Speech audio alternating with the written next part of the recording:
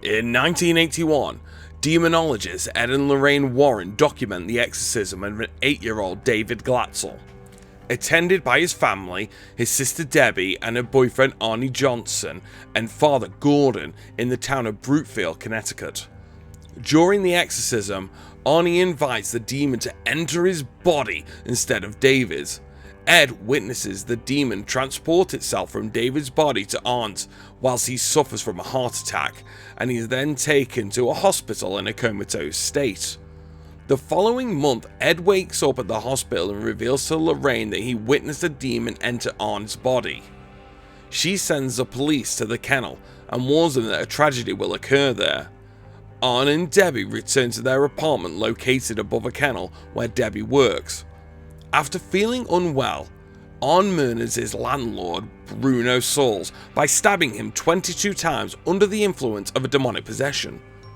With the support of the Warrens, his case becomes the first American murder trial to claim demonic possession as a defense, resulting in the beginning of an investigation into David's original possession. The Warrens later discover a satanic curse passed on through a witch's totem and meet with Kastner, a former priest who previously dealt with the disciples of a ram cult.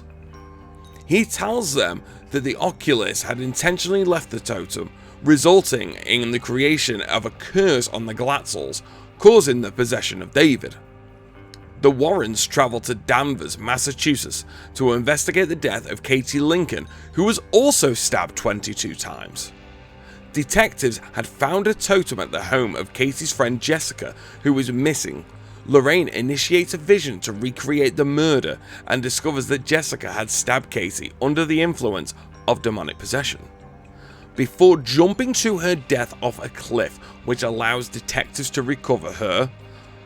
The Warrens travel to a funeral home where her body rests, and Lorraine touches the hand of the corpse to help find the location of the occultists. Lorraine, in a vision, travels through a dark tunnel and witnesses the occultist attempting to have Arne killed himself, but stops her just in time. Lorraine is threatened by the occultist, and she tells Ed that the connection works both ways. The Warrens return to their house in Connecticut to investigate further. Ed briefly loses consciousness and was later influenced by the occultist into killing Lorraine, but was stopped by Drew in time. They later found the totem in their house, which was hidden inside a vase of black roses. Drew gives a book of Sterrigan witchcrafts he found to Ed and states that in the order for the curse to be lifted, the altar in which the oculist operates must be destroyed.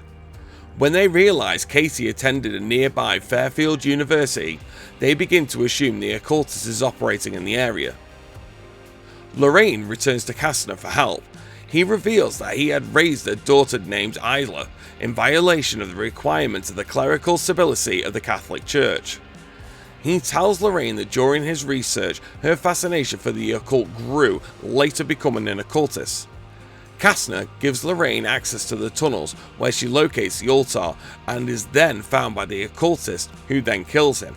Ed soon arrives and finds his way into the tunnels through a locked drain hole with a sledgehammer. He is briefly possessed by the demon and attempts to kill Lorraine, but she retells him of the time they first met, reminding him of their love. Ed regains consciousness and destroys the altar, saving himself, Lorraine, and Arne. The occultist arrives at her broken altar, only to be killed by the demon she had summoned after failing to complete the curse. Ed places a cup from the altar in his room of artifacts, along with the Valak painting and the Annabelle doll. Arne is convicted of manslaughter, but ends up serving only 5 years of his sentence after marrying Debbie while in prison. Ed shows Lorraine a replica of the gazebo in which they first kissed.